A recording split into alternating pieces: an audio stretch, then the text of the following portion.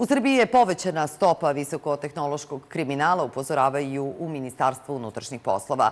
Usled mera za suzbijanje širenja virusa korona, građani više nego ranije koriste internet i društvene mreže, što, kako navode, sajber kriminalci koriste. Zbog toga raste procenat nedozvoljene trgovine, kao i broj online prevara sa ciljem da se izazove panika, nered i nesigurnost, kaže za Telemaster IT stručnjak Komlen Lalović, ali i da građani navedu da uplate određeni novac ili kompromituju svoju platnu karticu. Građanima ovih dana stižu poruke kojima im se nudi da na svom mobilnom telefonu instaliraju aplikaciju koja navodno može da detektuje ko je u njihovoj neposrednoj blizini zaražen koronavirusom. Stručnjaci upozoravaju da takve aplikacije nikako ne bi trebalo preuzimati jer ostvaruju kontrolu nad telefonom i mogu da skinu novac ukoliko na uređaju postoji bankarska aplikacija korisnika. Kod nas još taj medicinski deo u smislu IT-a, biomedicina nije zaživjela u toj meri kao što je u SAD-u, Švajcarskoj, Nemačkoj i tako dalje. Ja iskreno ne verujem da postoji mogućnost da aplikacija nađe, znači morala bi da komunicira sa količinom virusa i tako dalje. Znači to mi je malo već science fiction za naše podneblje, tako da ja prvi ne bih verovao. Sad, da li će ljudi da veruju, to ostavljam njima. Moj savjet je ne aplikacijama koje detektuju koronavirus. Zvuči zaista smešno. Građani su, kažu u ministarstvu, dobijali i lažne SMS poruke u vezi sa isplatom penzija tokom vanrednog stanja, a tražilo se i da dostave svoje lične i bankarske podatke. Najčešće su to pokušaj bankarskih prevara, transakcija i tako dalje.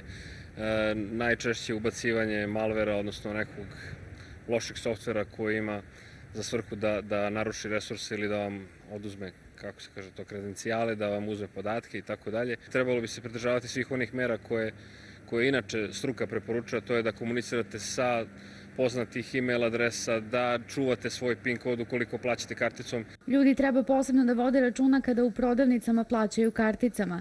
Pogrešno je, kaže Lalović, da svoj PIN kod izgovaraju naglas jer se uz fizičko davanje svoje kartice izlažu riziku da im novac bude skinut sa računa. Ljudi toga generalno nisu svesni.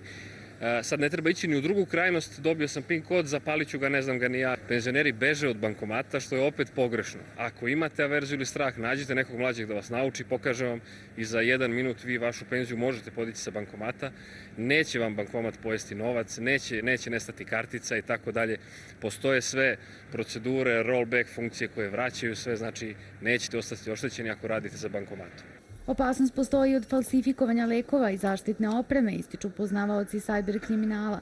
Građane pozivaju da sa oprezom shvataju online poruke o aparaturama koje navodno leče od koronavirusa, budući da, kako tvrde, trenutna situacija u zemlji veoma pogoduje razvoju sajber kriminala. Panika je blaga u tom smeru, svi su fokusirani na to, ne vodeći preterano računa o sajber bezbednosti. Ljudi koji se bave lošim stvarima, oni su izuzetno dobri psiholozi, izuzetno su inteligentni i obrazovani za to. Sad, s druge strane, loši su ljudi, loš im je motiv, ali oni znaju da je ovo smanjeno vreme fokusiranosti na pažnju kako da se zaštite, zato to i koriste. Najbolja zaštita je, kažu stručnjaci, neotvaranje elektronskih poruka i priloga nepoznatih pošiljalaca.